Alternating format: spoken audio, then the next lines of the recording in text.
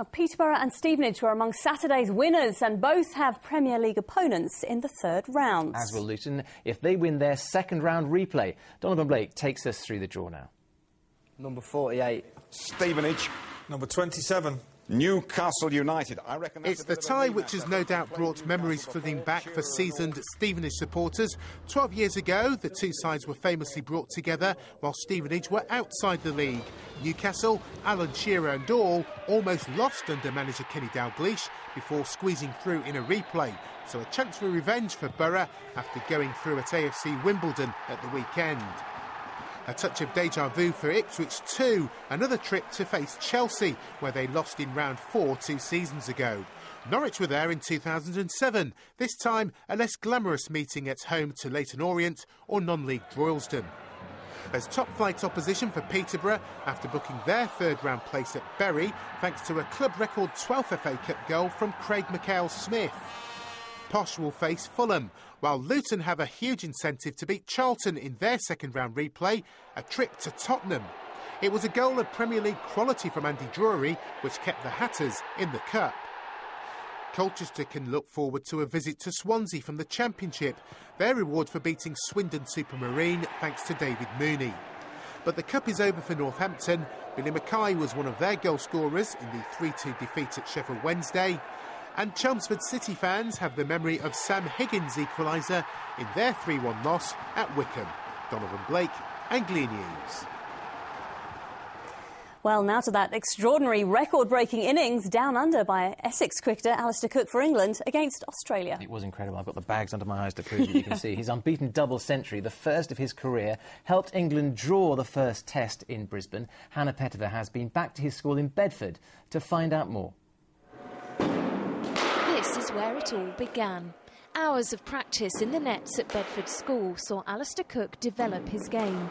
And with former England batsman Derek Randall, his former coach, it's no wonder he's now hitting double centuries. Well, I couldn't believe it. When I first saw him in the nets, I mean, usually schoolboys are so keen, but he was keen, determined, but such beautiful balance, and the way he saw the ball so early that you could tell right from the start it was a boy with real talent. I think this is his 14th 100, and at his age, he's up with people like Bradman in terms of that sort of record. That talent had been questioned prior to the Ashes. Cook had only scored 20 runs in 4 test matches, but yesterday's innings in Brisbane has all but silenced his critics. As Cook amassed his career best score, the records tumbled.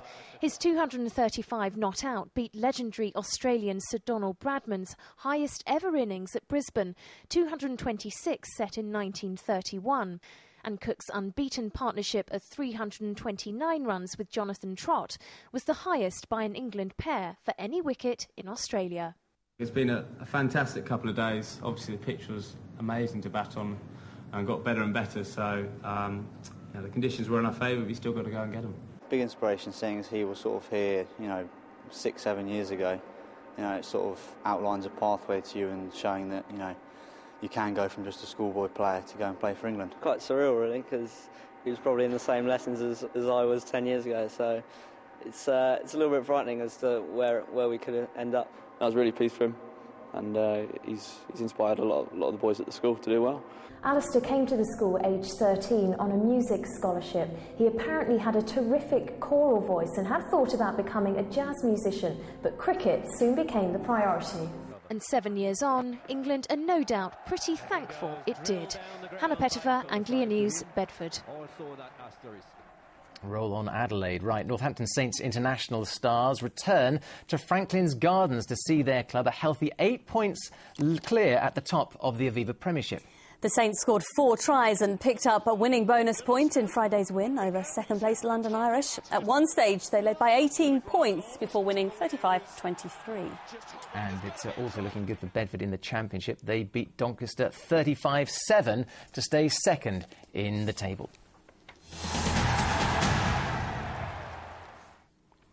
Now, a bit of X-Factor glamour lit up Chelmsford as around 15,000 people braved the cold last night to watch last year's runner-up Olly Murs turn on the Christmas lights. Well, you would, wouldn't you? Olly from Witham treated fans to several tracks from his debut album, which was released today. He also encouraged them to vote for X-Factor contestant and fellow local lad Matt Cardle, who's made it through to this year's semi-finals, of course. Laura Burns has our report. The Meadow Shopping Centre will now be closing. Please make your way to the nearest available exit. Security in Chelmsford was extra tight, as around 15,000 people packed the streets. Hardcore fans have been there all day. You can always tell what an Olly song is. I love him.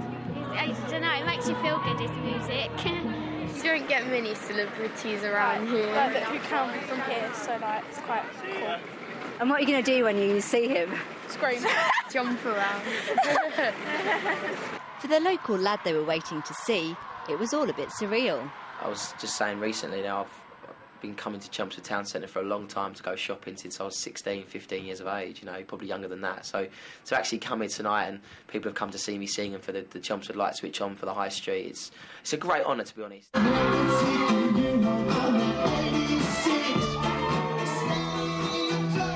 Working the stage as usual, he treated fans to several songs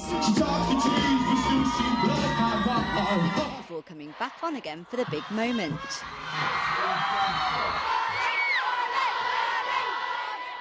And of course, Olly is hoping his fans put their money where their mouth is, as his debut album is out today.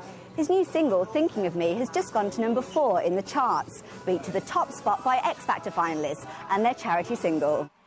They may be the competition, but Olly has only good things to say about this year's contestants, especially Matt Cardle, who survived last night's double eviction to make the semi-finals. Matt! Congratulations to Danny. Through to next week in the semi-finals.